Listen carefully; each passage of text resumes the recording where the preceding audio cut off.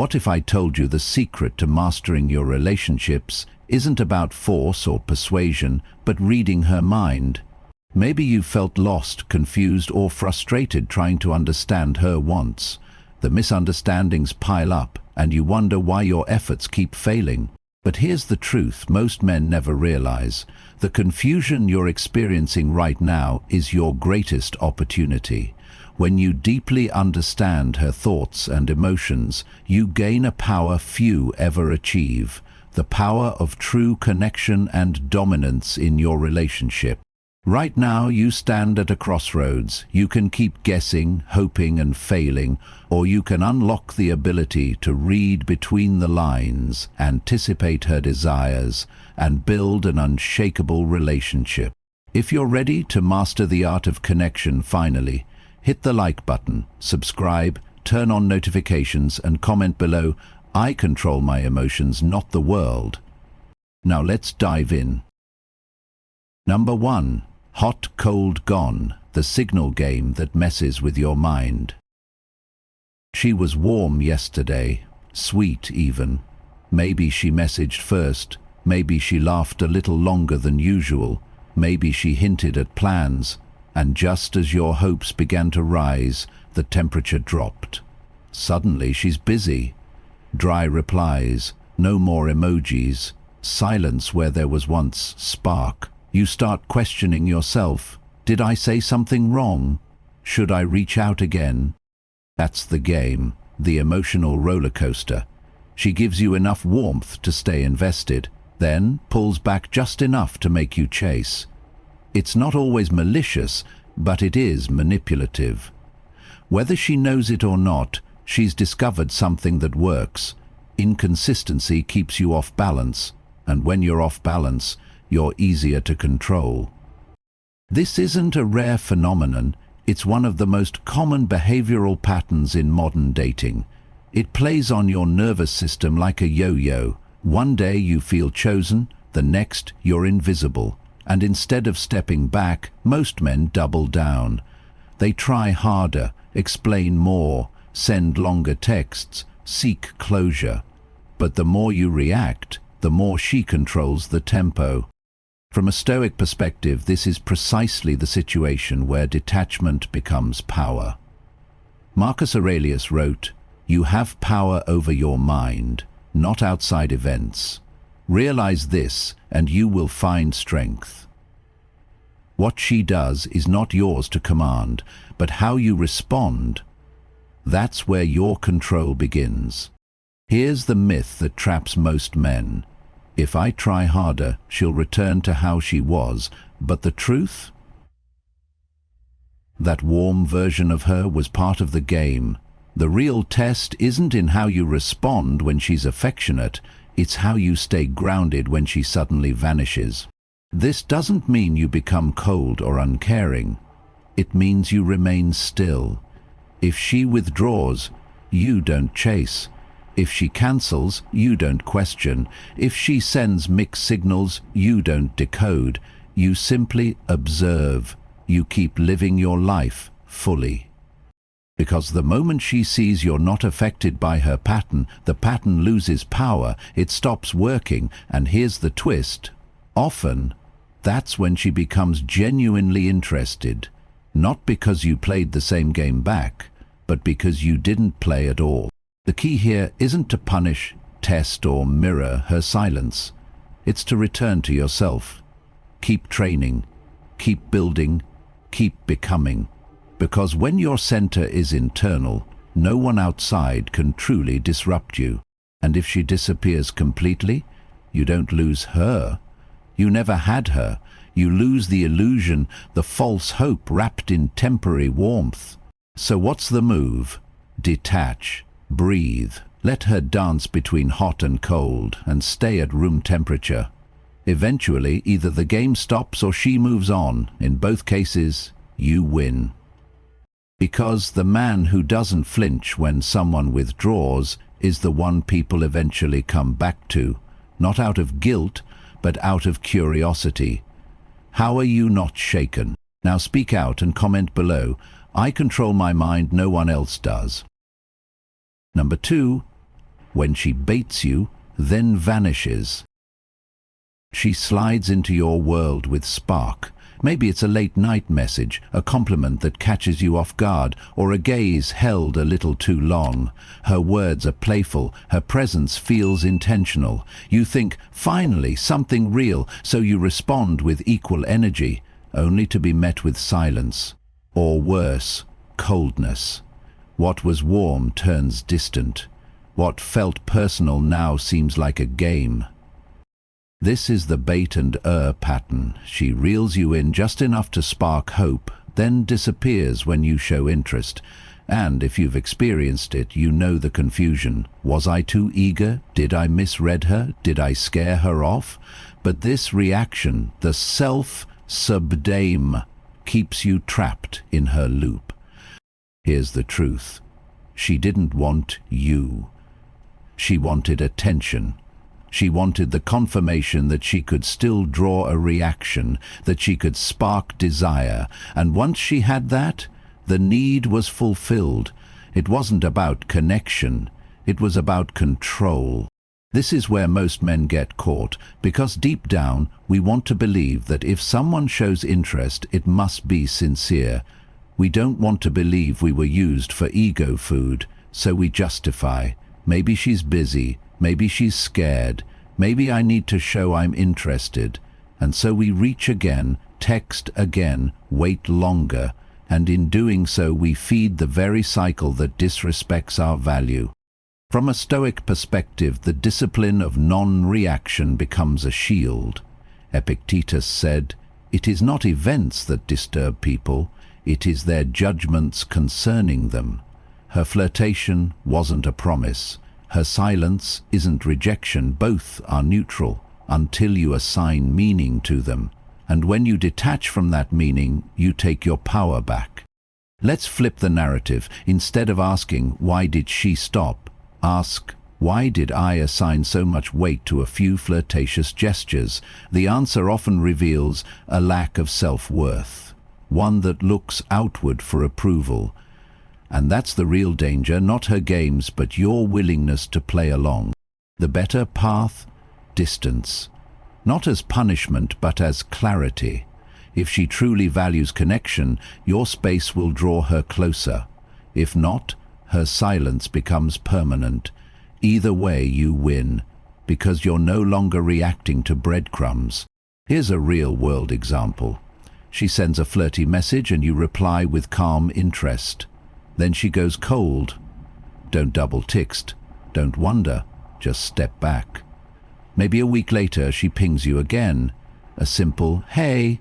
Instead of falling back in, you can respond with neutrality or not at all. You're not rude. You're just not emotionally hooked anymore.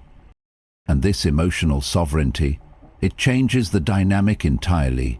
She may realize she can't toy with you, or she may move on to someone easier to manipulate. Either way, you've preserved your energy, time, and self-respect. The man who values himself doesn't chase validation. He observes behavior and acts accordingly. He doesn't beg to be chosen. He simply chooses himself every time. So when she flirts, then flees, let her. Don't chase the hook, cut the line.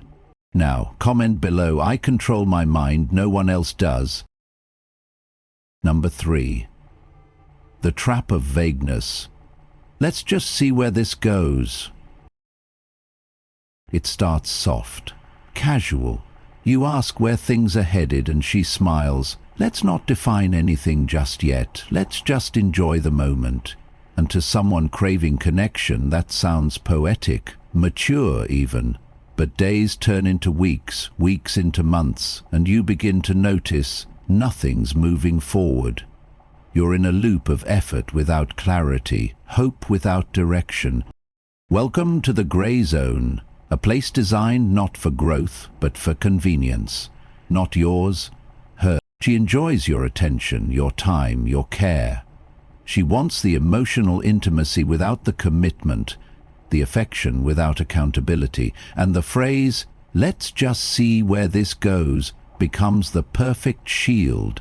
because it implies potential without making promises. But here's the problem. While she's seeing, you're investing emotionally, mentally, sometimes even physically.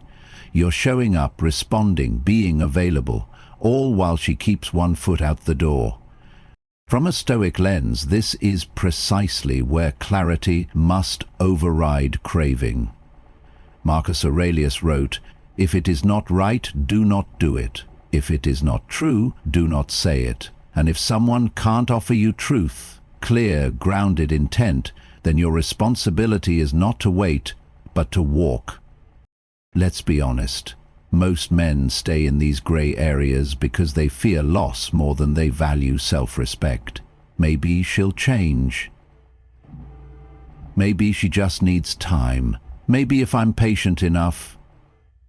But these thoughts are rooted in a dangerous illusion that her indecision is noble, that it's somehow about love.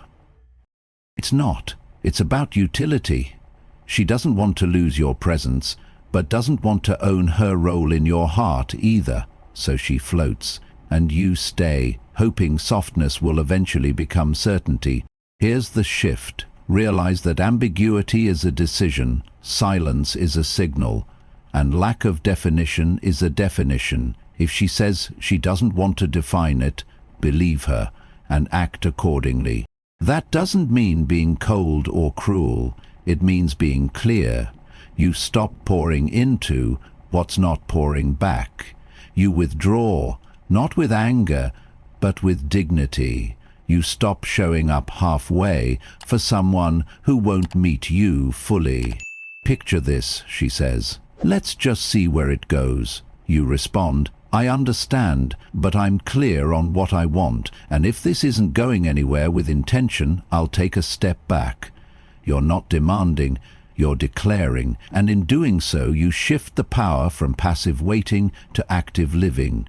And yes, sometimes she'll chase you back, because clarity is rare and it shocks the system.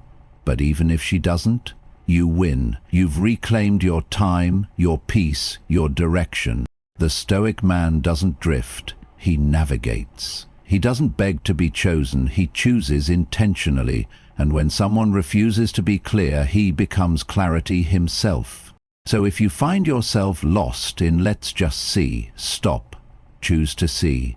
Choose to walk. Because the man who leads with clarity never gets trapped in confusion. Now speak out. "I control my mind, no one else does." Number 4. The jealousy trap.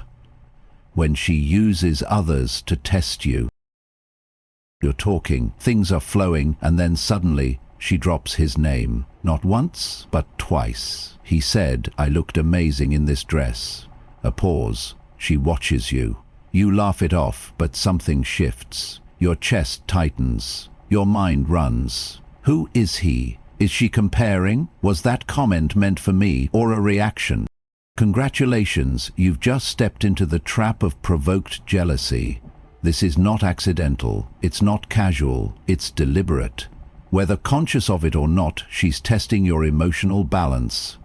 She's not just mentioning another man, she's summoning him, like a phantom competitor, to disrupt your center and provoke insecurity. And the truth is, it works. On most men, the moment another guy enters the picture, many shift their energy. They try harder. They get colder, they push to prove their worth. But in doing so, they fall into the very game she wanted them to play, competition. And in competition, you lose yourself trying to win her. But here's the Stoic truth. No one can take from you what you don't give away. And when you let another man's name disturb your peace, you've already lost, not her, but yourself. The Stoics teach that the obstacle is the way. Marcus Aurelius said, "You have power over your mind, not outside events."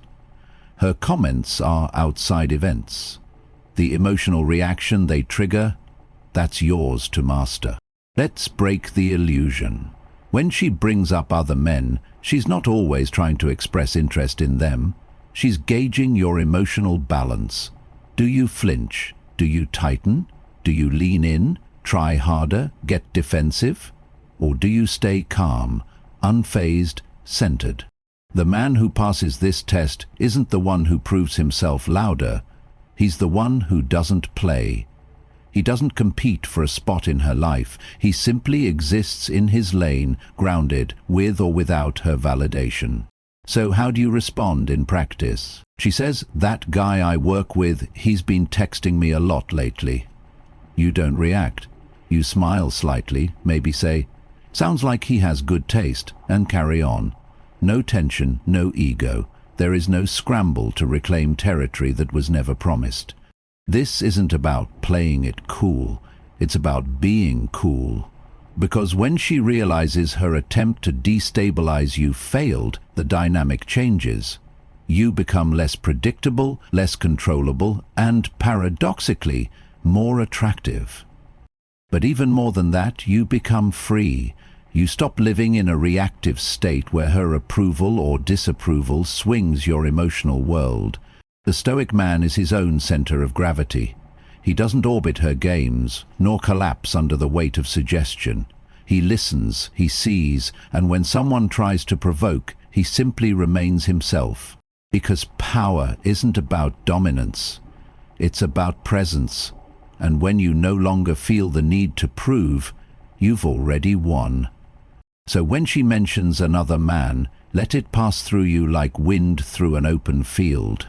Observe, don't absorb, because your power isn't in how loudly you respond, but in how deeply you refuse to react. Now, comment below, "I control my mind, no one else does." Number 5, her silent test. How long will you chase? You text, she takes hours to reply. You plan a date, she cancels last minute. You show interest, she retreats. Not always completely, just enough to keep you guessing. 1 foot in, 1 foot out. You find yourself adjusting your schedule, checking your phone, replaying conversations. The chase is subtle but relentless, and you begin to wonder, is she testing me or am I just not enough? Here's the hard truth. She is testing you, but not to see if you're worthy. She's testing how far you're willing to go before your self-respect breaks. One of the oldest dynamics in human attraction is the endurance test. She pulls back, not to lose you, but to measure your desire. Every cancellation, every delayed response, every vague answer is a gauge. Will he still pursue me if I offer less? And many men do. They try harder, explain more, become understanding, hoping their patience will be rewarded, but in doing so, they reinforce the very behavior that disrespects them. From a Stoic perspective, this is the exact moment to pause and return to your core. As Epictetus said, "How long are you going to wait before you demand the best for yourself?" That quote doesn't mean you demand more from her. It means you raise the standard for yourself, for what you tolerate, how you spend your time, and how you let others treat your presence. Let's clear a common lie, that love or connection requires endless patience. It doesn't. It requires mutual effort. And if you're the only one moving forward while she drifts sideways, you're not in love, you're in pursuit of someone who's only there when it's convenient. So what do you do when she begins the test? You don't react, you reflect. If she pulls away, you don't close the gap, you mirror the energy, not as a tactic, but as truth. If she cancels, don't reschedule immediately. If she goes cold, don't heat up. If she says let's play it by ear, you say let me know when. This doesn't make you cold, it makes you centered. You're not punishing her, you're protecting yourself. And ironically, this is often the moment she feels the shift. Because when you stop chasing, you force her to face the question, do I value this man or do I just enjoy being pursued? And if she realizes she does, she'll step forward. If not, she'll disappear. Either way, you win because you stop bleeding energy into a bottomless well. Here's a visual. You're climbing a hill, reaching back to pull someone up, but they're not lifting a finger. Eventually you let go, not in anger, but because you realize your energy is better spent building, not begging. The Stoic man understands this. Your time, attention and presence are sacred. Not everyone deserves access, especially not those who mistake your patience for permission to mistreat. So the next time she tests your threshold, flip the script. Instead of chasing, observe. Instead of proving, pause. And instead of asking, how can I win her, ask, why am I still here?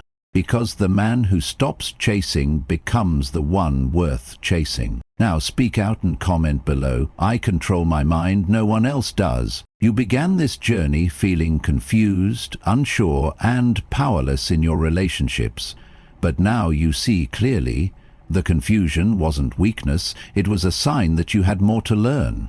And by learning to understand her mind, you've become stronger, clearer, and unstoppable. Your strength was never dependent on her approval or reaction. It was always within your grasp. She simply revealed the path you needed to take. If you're ready to continue mastering your relationships, hit like, subscribe, and comment below. I am unstoppable. Stay sharp, keep growing. Your best relationship starts from within.